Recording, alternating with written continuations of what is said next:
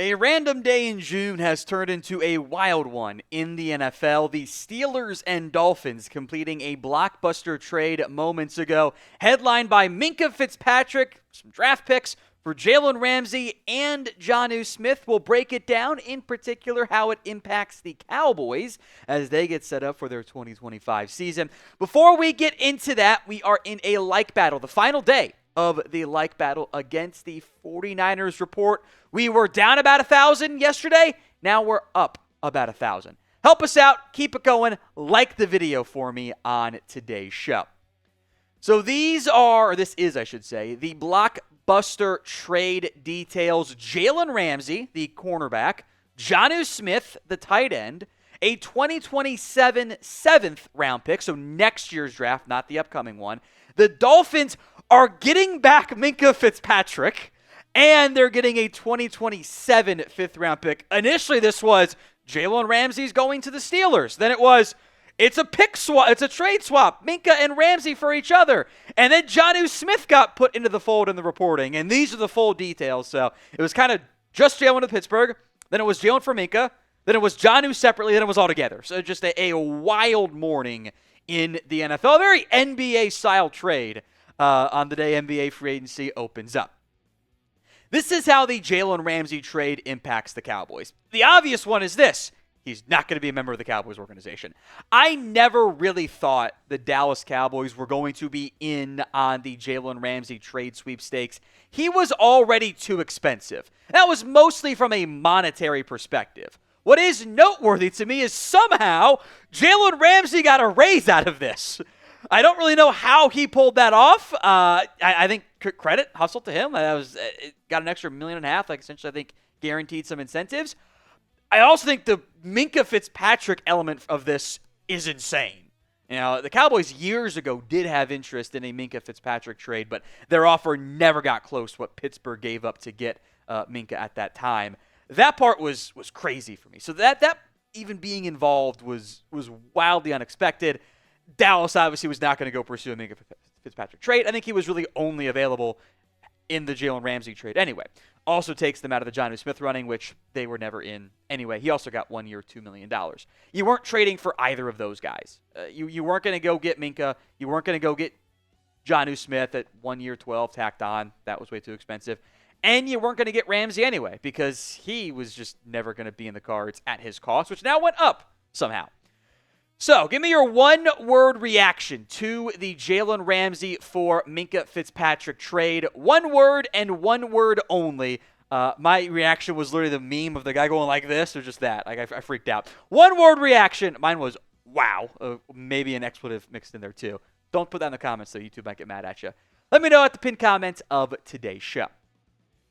So now what? Jalen Ramsey off the board. I do wonder, looking ahead, if the cornerback market could start to move a little bit more. It's crystallized. Some teams that may or may not have been in on Ramsey now have some clarity at this time.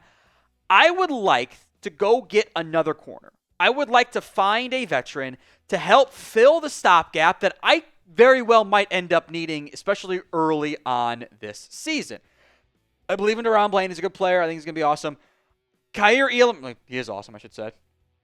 Elam, we'll talk about him later this week. ESPN mentioning him as a surprise. I don't want to bank on just Elam if Diggs is not going to be healthy for week 1. When Revel, A, is healthy and B, back up to full, normal level, plus he's a 3rd round pick as a rookie, there's probably going to be some ups and downs there.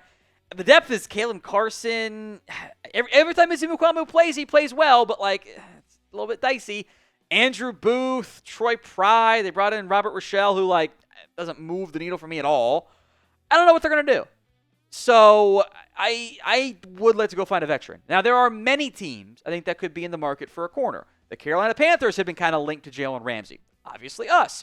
The Green Bay Packers, I still think could use somebody after the Jair Alexander release, but we'll see if they go down that route. They seem to be going cheap at that position. The Raiders had been linked. The Rams had been linked. Both those teams, especially Las Vegas, could use a corner. The Chargers are a low-key, sneaky corner need team. Miami needed one before they flipped away Jalen Ramsey. I would not be surprised if they went out and got somebody. And Minnesota had been linked. That was 8 teams. And as we'll get into, I don't think there are 8 teams or 8 good corners available in the open market. Before we dive into that, the 4th of July gear for the Cowboys is available and has been on sale in recent days as well. So if you haven't already, go get your 4th of July gear. It is for America's team, after all, America's Day. Link will be in the comments section and the description of today's show. That's chatsports.com/Cowboys4th. What better way to rep America's Day than with America's team? So let's check in then on the top free agents at the cornerback spot. Stephon Gilmore is the obvious one with heavy ties to the Cowboys. He's got experience there. He can, I think, still be a stopgap starter. Look, Gilmore's 35 years old. I think he knows at this point he's not going to get a big contract. He's not going to be an elite-level starter. He's not going to be counted on to play every single snap and be a team's lockdown number one guy. That's not who he is anymore. But he's still serviceable. And of the guys who are out there, I kind of think there are the least amount of questions with Gilmore for what the role is, what the fit is, what the level of play is, / what the medicals are. And remember, Gilmore wanted to stay last year, reportedly. He was in Dallas for his non-football related visit to the Star. Okay. I think if we get to early July or late July, early August, and the Cowboys go, yeah, we need one more corner. If Gilmore is out there, I would bet he's pretty high up on their list. Hey, NFL news happens. It impacts the Cowboys. Cowboys news, Cowboys rumors. We got you covered. We had almost started filming a completely different video. That'll come out tomorrow now instead. Do not miss out. Hit that sub button at youtube.com/@CowboysTV. A look then at some more free agents. If you want to go nickel, I think Gilmore is an outside guy. There's no need for the think there. Mike Hilton stands out as the best available nickel corner option. Of note for Hilton, the Bengals kind of benched him at times on third downs, which is a huge red flag for a nickel corner. But if they want to put Bland on the outside, which I'm not as confident that they do, given the way OTAs and minicamp went, did a whole video on Mike Hilton, the whole video on Gilmore, essentially.